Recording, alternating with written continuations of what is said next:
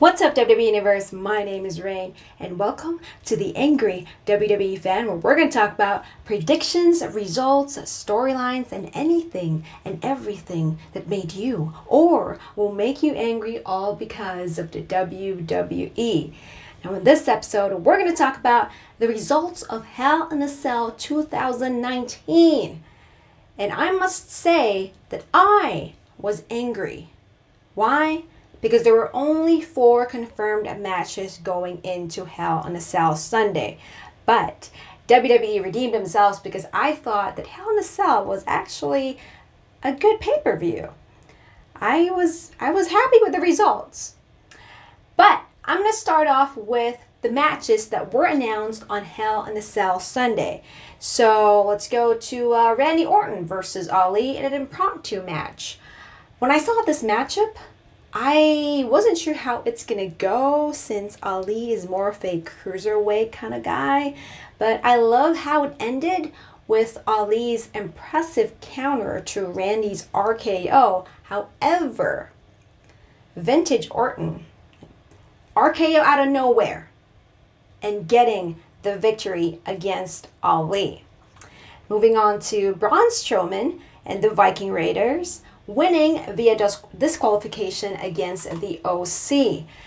I think this one's actually a setup for Braun Strowman versus Tyson Fury. Although the match was kind of rushed for me, the way it ended, I thought was funny. So instead of get these hands, I think Braun's new thing now is get this right hand, because that right hand punch to AJ Styles, that was amazing. And AJ Styles played it off so well, how he's all dazed and he didn't know where he was or what day it was, and him raising his belt at the end before he walked into backstage and just literally just falling into Luke Gallus' arms. That was funny. But I'm excited to see this matchup between Braun Strowman and Tyson Fury, because these guys are humongous, and we'll see what Tyson Fury can bring into the world of professional wrestling. Moving on to Chad Gable versus the King Corbin. Oops, I'm sorry. Shorty Gable versus the King Baron Corbin. Shorty Gable defeated King Corbin.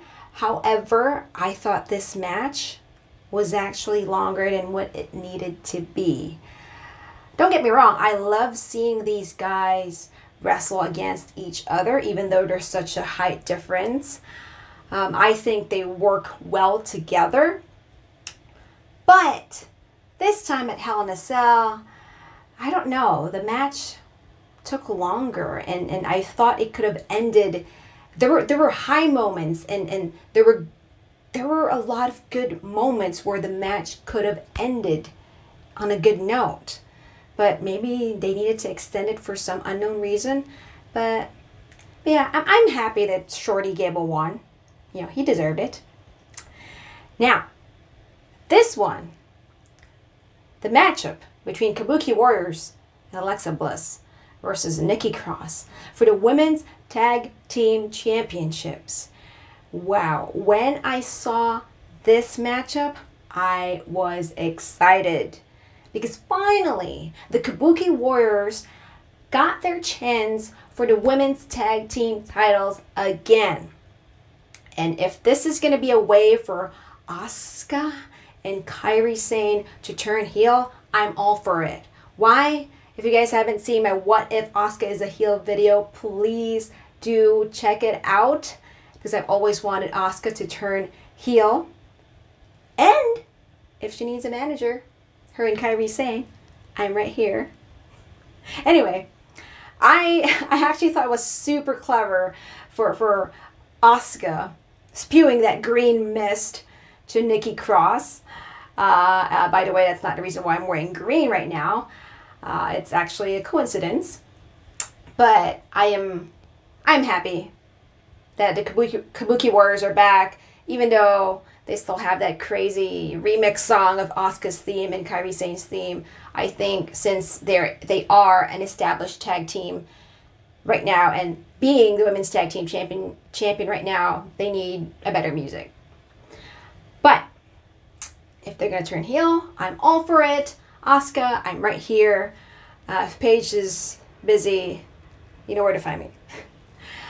Now, let's move on to the 4 confirmed matches for Hell in a Cell. Let's start with Charlotte Flair defeating Bayley for the Smackdown Women's Championship. The quest for 10 ended in Sacramento, California for the Queen because, boy oh boy, she made Bayley tap out. And Bayley was left just upset, ringside. I actually felt bad for her because it was kind of her hometown. Well, I know she's from San Jose, but it's close to Sacramento. But that sucks, losing your title, in your hometown. But I thought it was a good matchup between the two, and I knew somehow, some way, Charlotte will win it, and maybe this is going to be a way for Bayley to get drafted to Raw. Who knows?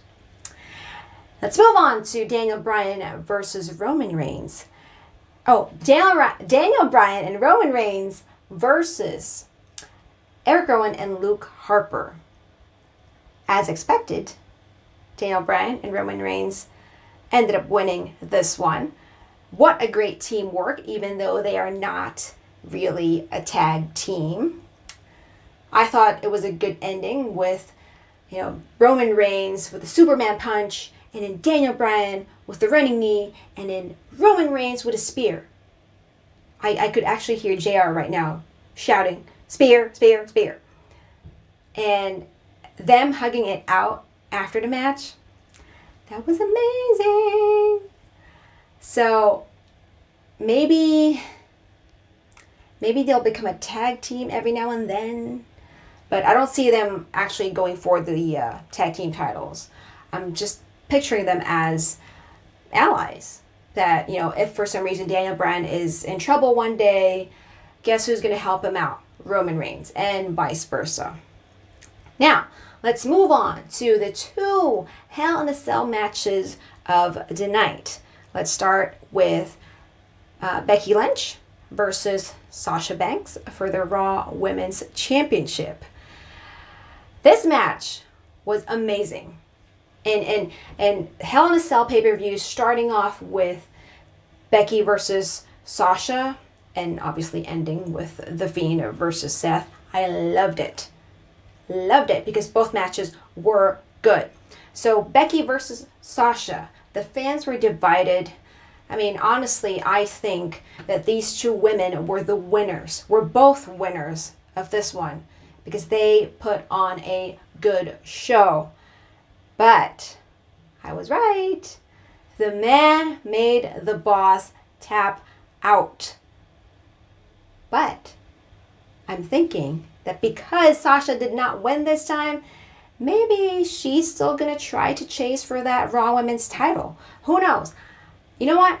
I'm all for it because Sasha versus Becky, it's always a good matchup. Now, The Fiend versus Seth Rollins for the Universal Championship. Well, it ended in a no contest because when a steel chair was on top of The Fiend, and then there was a ladder, and then there was a toolbox, and then here comes Seth the sledgehammer. I think the referee thought it was too much, so he had to stop the match.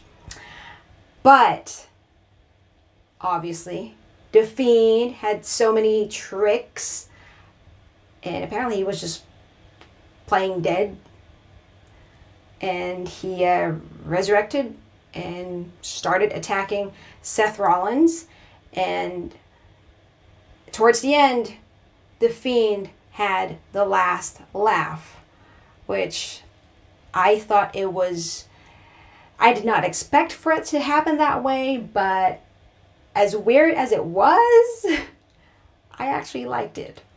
That red lighting that they have as a scene setter for this match, I actually thought it was cool, although there were times wherein I felt like I couldn't really see the match that well. So I started wondering too if the people who watched it live at the Golden One Center was able to see it. So if any of you guys watch it live, please let me know, because I'm actually curious if you actually saw what was happening inside the cage, because it was a red cage and in red lighting and it was kind of dark. But I love the whole setting of it.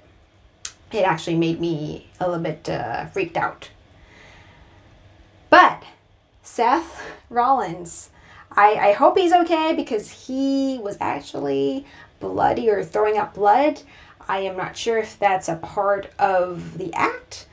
It didn't seem like it. So I hope, Seth Rollins, you are okay and you're still going to be able to burn it down tomorrow on Monday Night Raw. All right, well, that's all for me. Let me know what you guys think. Please feel free to like, share, and subscribe to my videos, and post your comments down below. Also, if you are on social media, please do follow me on Instagram at WWE What If, or on Twitter at WWE_What If. I will see you guys again here next time. I love talking wrestling with you all. So please, if you have any comments or suggestions, if you want me to make a video about something, please let me know. Let's keep this wrestling discussion going, because boy, I love talking wrestling. All right, until then, TTYL, Joe Brown.